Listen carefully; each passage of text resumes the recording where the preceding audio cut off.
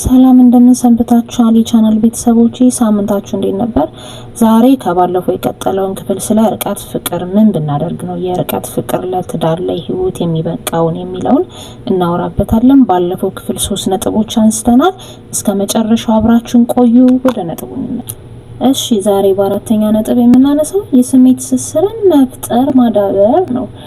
ይህ ስንል ምንድነው? ዛሬ እንግዲህ እንደምናውቀው የኔትወርክ ትስስራችን በጣም ጥሩ ነውና ስለዚህ የሞባይል ጌሞችን አብሮ መጫወት እንደ ሮብሎክስ አይነት ጌሞችን አብሮ መጫወት፣ የተለያዩ ቋንቋዎችን መማር፣ ቪዲዮ ኮል ያወሩ ወክ ማድረግ ሊሆን ይችላል፣ እራት መብላት ሊሆን ይችላል። እነዚህ ነገሮችን አብሮ ማድረግ። ይህ የማይሆን ከሆነ ደግሞ ልምዳችን ካልሆነ ደግሞ መጽሐፍ አብሮ መጀመር፣ ስለ መጽሐፉ ዲስከስ ማድረግ፣ ቋንቋ መማማር፣ ቮይስ መደራረግ።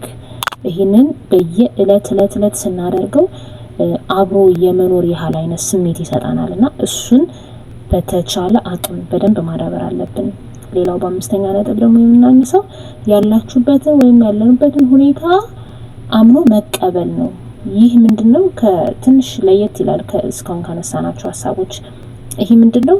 ለምሳሌ አንደኛው ሰው ከኢትዮጵያ ውጭ ሊሆን ይችላል። ስለዚህ ከኢትዮጵያ ሲወጣ ደግሞ የተለየ የሰዓት አቆጣጠር፣ የተለየ ባህል፣ የተለየ ልማድ አለ ማለት ነው። ስለዚህ ያንን አምኖ መቀበል። ይህ ስንል ምንድነው?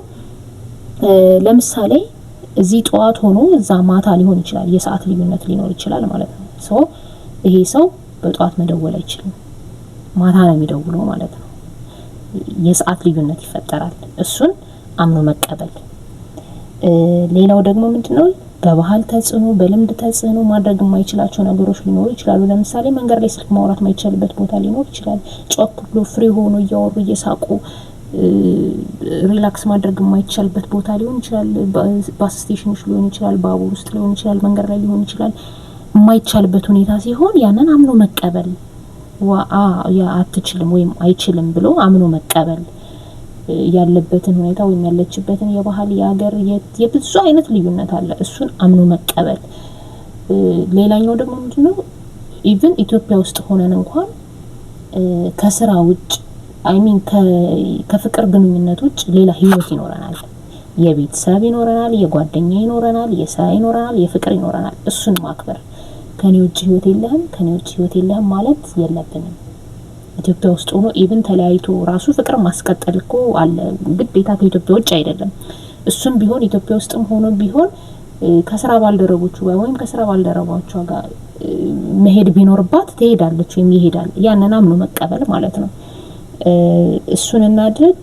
የርቀት ፍቅርን ነብስ እንዝራበት። ስለምታበረታቱኝ አመሰግናለሁ። እንደዚህ አይነት ቪዲዮዎች እንዲደርሳችሁ ቤቱን ሰብስክራይብ ማድረግ እንዳትረሱ። ባይ